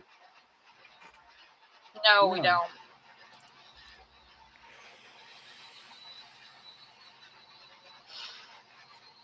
That's why I thank you ladies for all of us for understanding about the rights and freedoms for everybody, not just one type of person. Yeah. And we gave up a whole lot of freedoms 24 years ago. Exactly.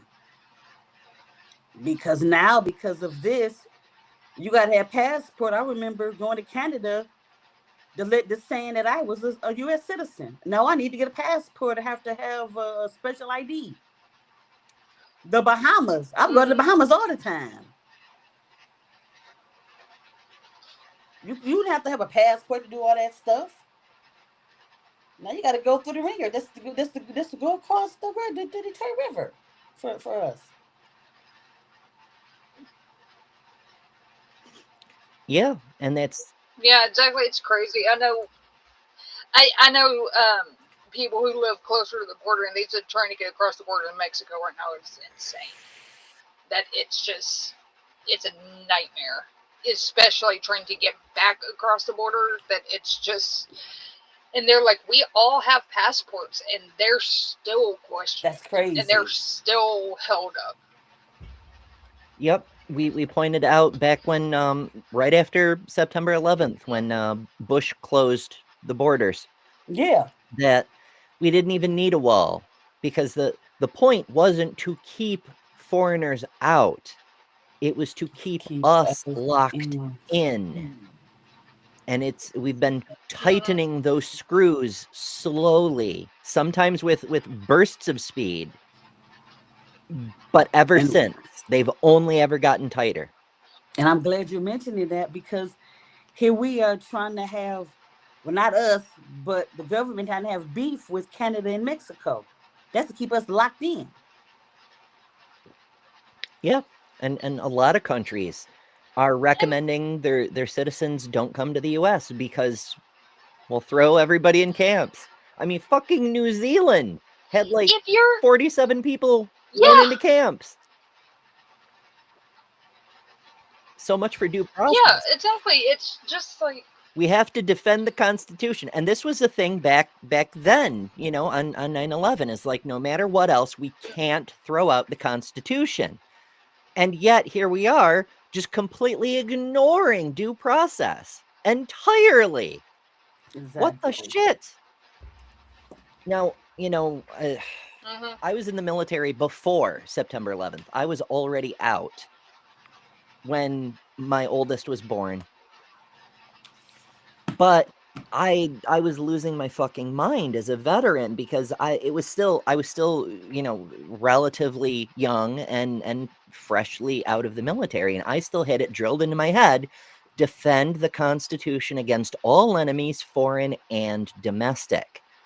And as I started to see that government overreach, which granted had been growing since the 1960s with Richard Nixon and had been magnified in the 80s through Ronald Reagan, but really got going post 9/11 once Bush had carte blanche to do whatever the hell he wanted. I was like, we have a problem. Our own government is a bigger threat than these terrorists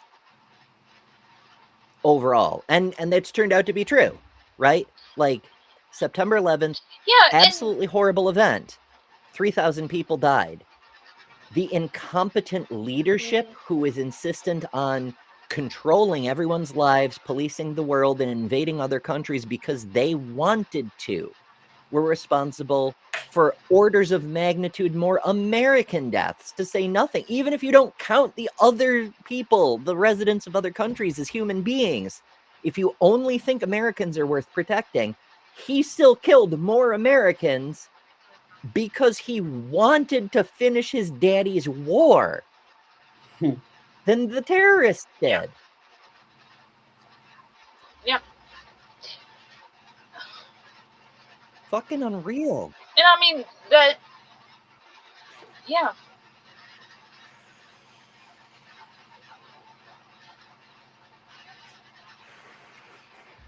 Yep. I mean, it's just, it's unbelievable what our government and what the public perception of even our Constitution and stuff has devolved into over the last 25 years, and even like long before that. Like, when it becomes, and especially recently, when it's become a thing that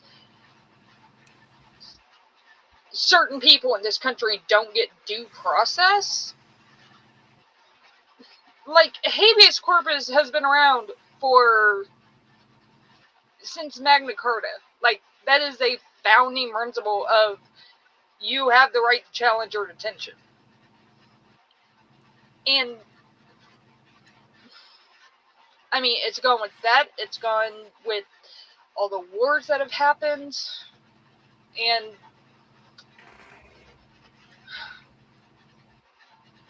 yeah, it makes me wonder if we just need a reset on the whole Constitution sometimes. Or maybe just revert back to the Constitution and the Bill of Rights. Like, I mean, Can't believe only one woman against the patriarchy. We do definitely need some rewrites. Like, it has to be explicitly spelled out that Black people are humans that deserve the same rights as every other citizen. That needs to be specifically enumerated in the Constitution.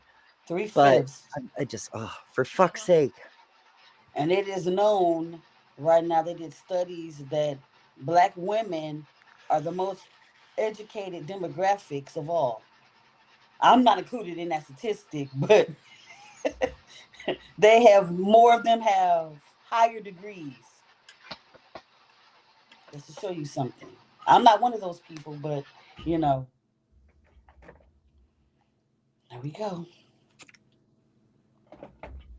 It's fucking ridiculous. I mean, honestly, fundamentally, what it comes down to is the United States cannot continue this way. One way or the other, it cannot continue, because either we're going to let Trump have his way and go full on fucking theocracy, and that's the end of America, or we stop it, and that's the end of the current instantiation of the constitutional system. Either we get Gilead or not Gilead. But what has been the United States has been so badly corroded, eroded, and broken down. I don't know that it's salvageable anymore. And do remember, like I said at the beginning of the show, that's kind of where I'm at. The point of a government is to protect its citizens, even from the government itself. In my first novel, I opened it with a quote, and I can't remember who it's from now, possibly Sun Tzu or something along those lines, where whoever the author was said, and I'm going to fuck up the quote too, so, meat brain, we do our best here.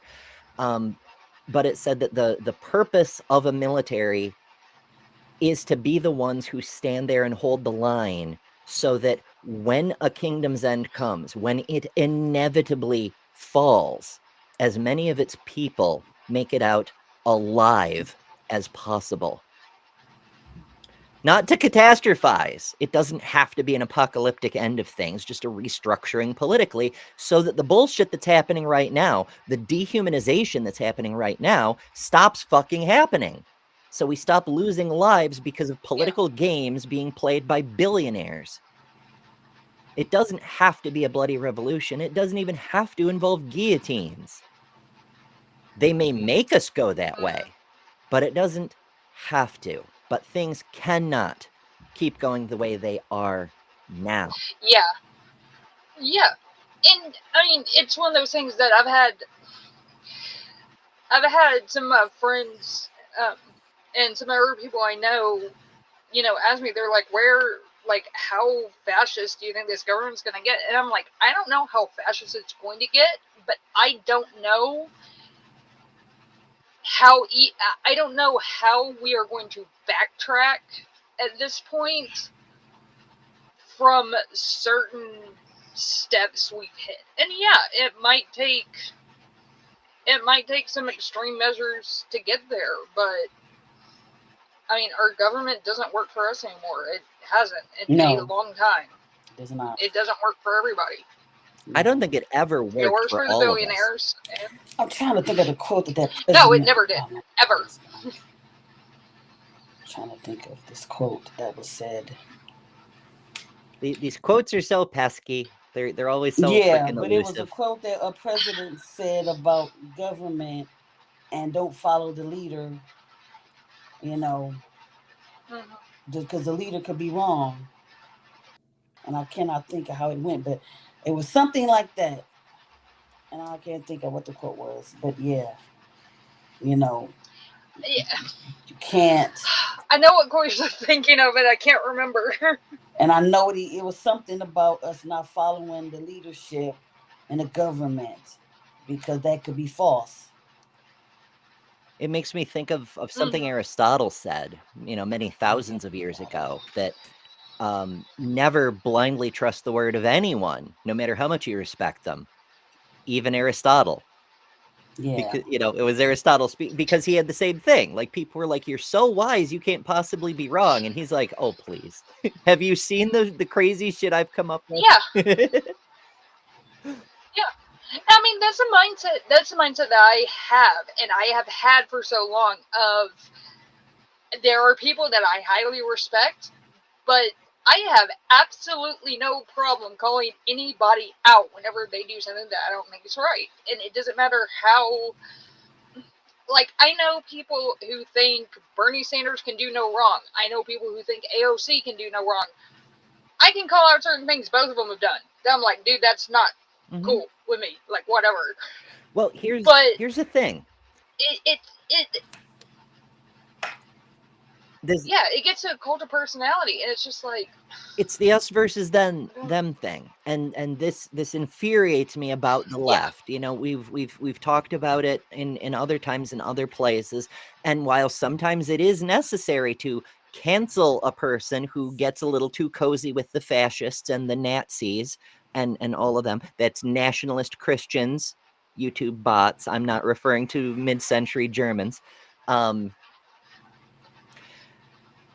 We do have this habit of saying a person doesn't align with me 100% on every fucking thing, therefore they are the enemy entirely. They say the left eats their own, and there's some truth in that, and it's not entirely the fault it's absolutely on the left. That polarizing prism has been put in place by the right. It's that with us or against us energy. Yeah. And we're in a position where we have to respond and react, and we're scared. And so when we see someone like Anna Kasparian suddenly start hanging out with Tucker Carlson and talking about how, oh, well, all these yeah. wokies want like rights for everyone. She's We been a mess really for should be years. throwing some people under the bus just to compromise. Like, yeah, that's horrible. And she needs to be torn down for that. She needs to be held accountable for those views. But that doesn't automatically make her wrong about everything else she says, Yeah. Yeah. Yeah, exactly. And I mean, it is one of those things that it tends to be, and even kind of going back to the theme of the show, for the last 24 years, it's been a very us versus them. Either you are completely with this person or you are completely against this person, and there's no in between. And it's that dynamic that's been so prominent on the right is seeping into the left, and it's like we can't afford to do that. Like, it's just, yeah, we can't, because none of us are fucking it's frustrating. infallible. None of us are. It's great Yeah. to passionately defend your convictions. You should, especially when you care about something, when you think it's important. Absolutely. But we all have to understand, and I realize I'm like preaching to the choir at this point, because anybody who's here understands one of my highest principles is, if I'm wrong, I want to know so I can stop being wrong, Yeah. But Yes. it's still important. It's understanding that just because a person disagrees doesn't mean they're fucking evil. I want to hear it. Yeah. You may tell me something and I will still think you're wrong. That's going to happen. But I understand there's a chance I'm wrong too. And like my old debate teacher used to say, Yeah. if you don't understand both sides well enough to argue for either position, you don't really understand either side. Yeah. And I mean, also the flip side of that is also people that you vehemently disagree with on just about everything. Even a broken clock is right twice a day. Like, it's one of those things of, you give credit where credit is due, but then you also can go after them clearly when it's not. And it's, yeah, I mean, the thought that people are infallible, or that you have to be 100% on someone's side or you're not on their side at all. Yeah, I'll throw out another one. That's more of what's dividing the entire society, to the point that we can't even, I know families that can't even sit down and have dinner anymore because they fight too much over stupid crap. It's like, well, okay, so there's that's another nuanced situation, and it's too easy to go completely overboard in the other direction, and be like, oh well, families don't talk to each other over stupid crap. Sometimes it's not stupid crap. It's not stupid crap for them. Like, oh, you won't talk to him because he's gay. That's ridiculous. Or you disowned your daughter because she's trans. That's ridiculous. It's ridiculous behavior, and it should be condemned. But like saying, oh, you should have them over for dinner because you're being silly. It's not silly to them. Like, it's a necessary boundary for their own health and well-being that they've cut contact with their hate. No, I mean, I'm talking like the specific situation I was thinking of is, there's a family that I know that are literally arguing over like whether minimum wage should be like $15 or $13. Yeah. And like they have knockout, drag out fights, and like they live in the same house, and it's like, you guys absolutely can't stand each other because of this one thing. Like, this can be, I mean, this is something that it's not. Is it worth destroying a family over a disagreement like $13 or $15? Does that make sense? Yeah, what I don't because understand I've is seen people don't like realize that. Yeah.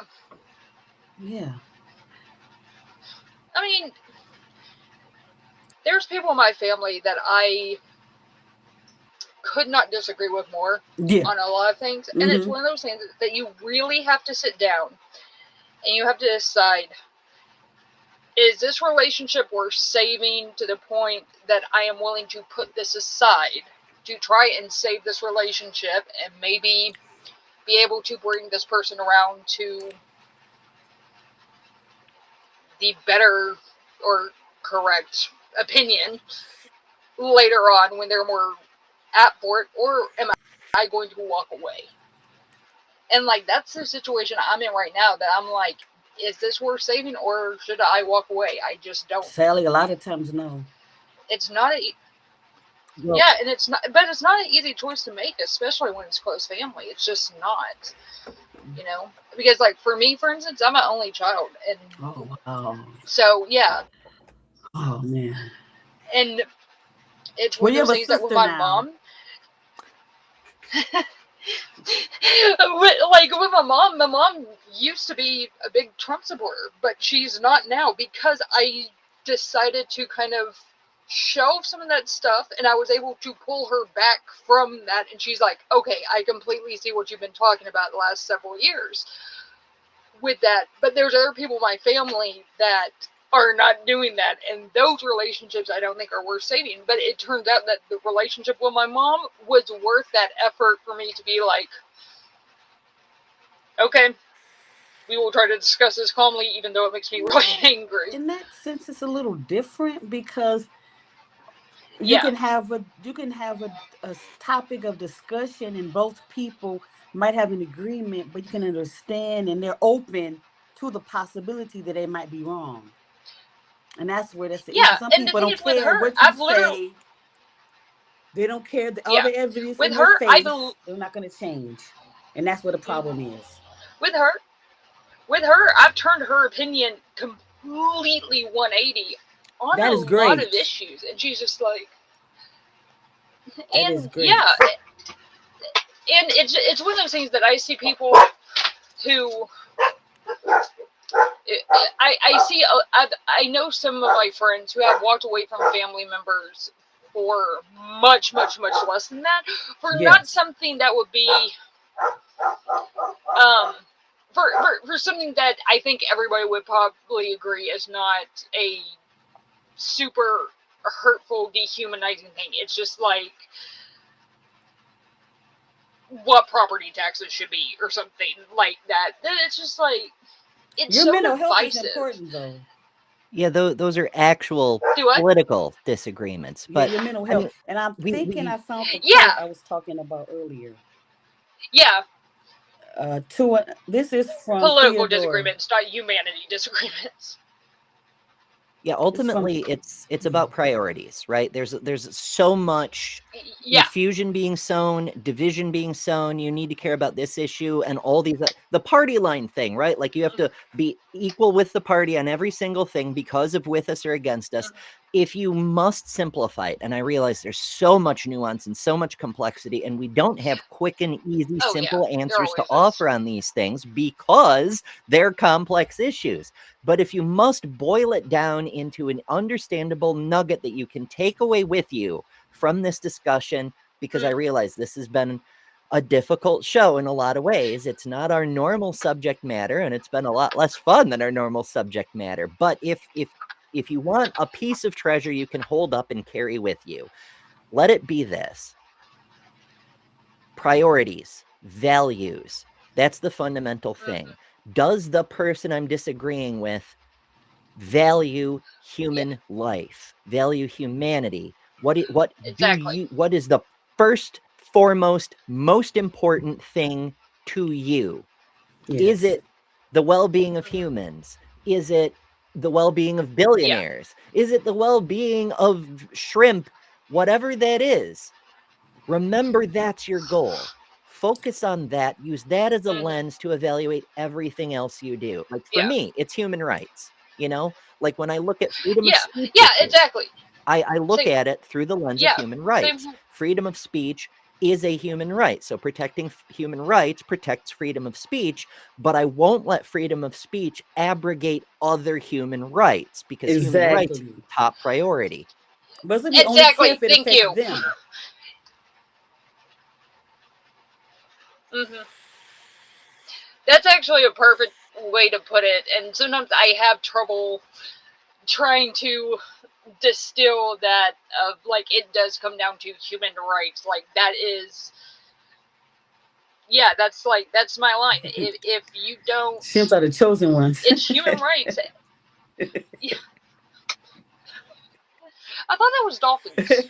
No, that goes back to a previous conversation, and I forget which channel it was, but the idea is that the reason the Bible forbids eating shellfish isn't because they're Yeah, unclean. It's because they're the sacred ones that God actually wants to protect. Yes, exactly. wasn't it yesterday?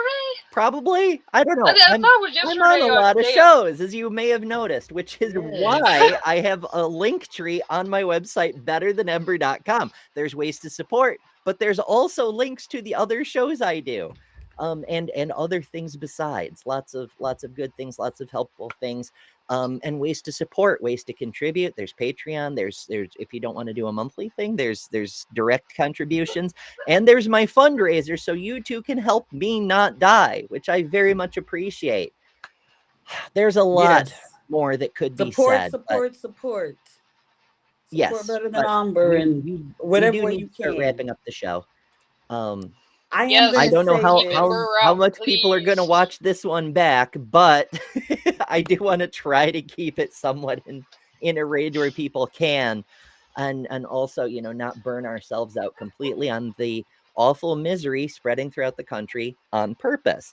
So before we go, Yeah. I guess I want to say something before let's we do go this too. in order, right? So Okay. first thing, for the people who are joining us at this end of the show instead of the beginning, introduce yourselves, say who you are, where people can find you, and anything you may have going on. Lily, you're new, so let's start with you. Yeah, I'm Lilith. I've got a channel that I am starting hopefully this week called Lil of All Trades. Right now it's at Stardust Lilith on YouTube. I'm going to discuss fun stuff and do crafts and just kind of do whatever. But other than that, yeah, you can find me around. And then I'm on various Discords and such. So Hell yeah. I'm around. And Kelly, what's up with you? Well, I did want something to say before we finished off because I Sure. remembered the quote. Okay. This is from Theodore Roosevelt. It Ah, said, to announce that there must be no criticism of the president or that we are to stand by the president, right or wrong, is not only unpatriotic and servile, but is morally treasonable to the American public. That's what Theodore Roosevelt said. hell yeah. Now, I am Kelly King, the Detroit Atheist Queen, and what I have going on, I am the part of Black Nonbelievers as the affiliate leader of the Metro Detroit group, and we have our In the Cut episodes through Black Nonbelievers every first and third Saturday, where we uh, profile Black atheists in the community, learn about prominent atheists in the community, watch our show. I'm also a board member of Michigan Atheists, and this Saturday we're having our Frankenfest. We're tabling at Frankenfest in the Detroit, Fort Wayne area. So if you're in the Detroit, Michigan area, stop down and get debaptized. So that's what I have going on. Yeehaw. One of my best friends lives in Detroit. I'll have to send her by. Yes. Goodness. And I, of course, am Ember of Better Than Ember, the channel you are watching right now. And I do a whole bunch of things. As I previously mentioned, I have links on my website. The front page is basically a link tree. But here on this channel, we have a whole bunch of stuff coming up. Tomorrow, Hot Topic is back to our usual nonsense. Feminist Yes. Friday. We're looking at the signs of demonic women, which should be fun. Saturday, I I'm definitely over will on be Mark there Reed's because they're channel talking about for me. yes.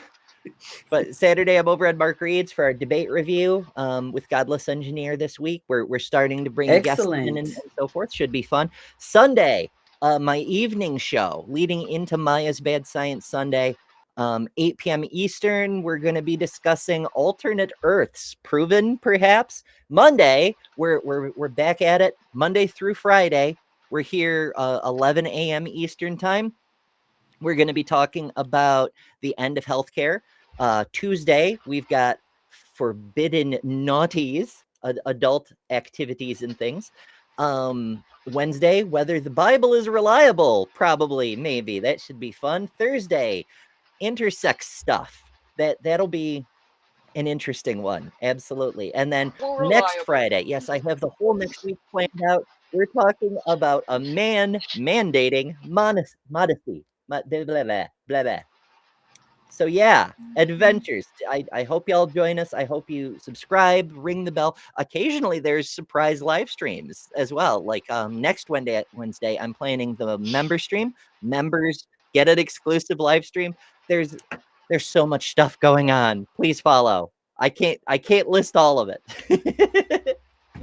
Thank you all so much for joining, being part of this community, especially this episode. I know it's been a hard one to watch compared to what we normally do, but I really feel it's important to talk about these things too, because that's fundamentally what we do, is try to elevate human rights at the heart of everything we try to do.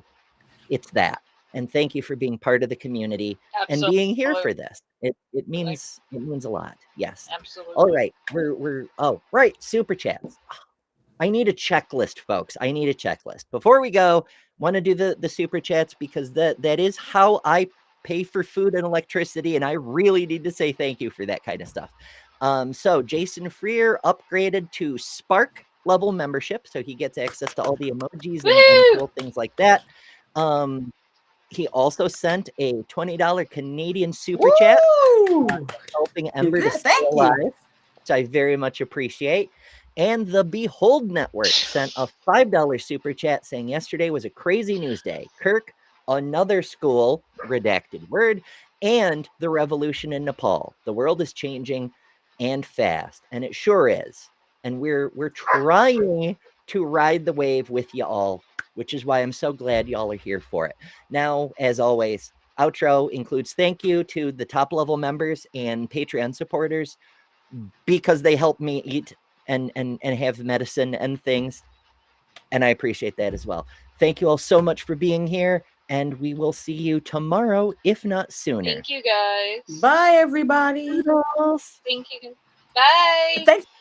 Thanks to the top level members and Patreon supporters for August: Miranda, Karen Butcher, Jessica the Transmetal Alchemist, Robin Webster, Maya Adkison, Jimmy Tux, Ian Chen, Kalasia, The Barely Bearable Atheist, Eric Wander, Jason Jacoby, The Mighty Filbert, Hunter Biden's Laptops, Larkwright, Greg S., Neurogeezer, Mage Greywolf, Faran Salas, Poor Claire, BTF Wayne, Cosmic Kyle, Bomb Poppy, RDZ, Billy Bongsalot, Marty Cameo, My Unfinished Sock, Austin Sims, Tinker Phil, Anarchic Fox, Sabrina Page, Leslie Hutchings, Gazela Mail, Evil Toe, Right-Handed Sith, Luke, D. Murphy, Jesse, Uncle Charlie, Ryan Cultastic, Kurisu Yamato, Scott Duke, Michael Bell, Sumami,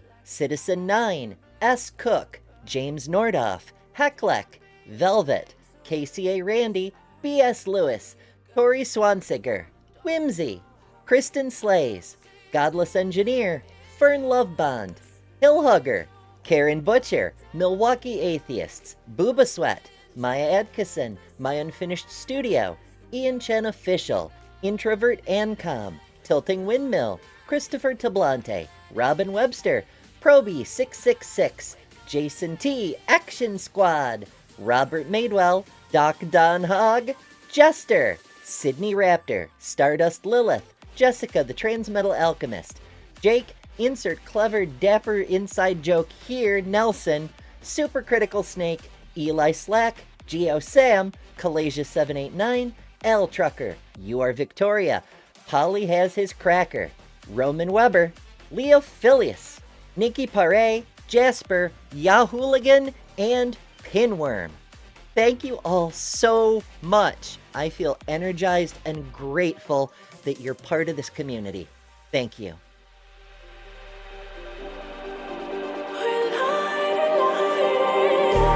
Just like a spark that's breaking out. Can't make a stop, can't turn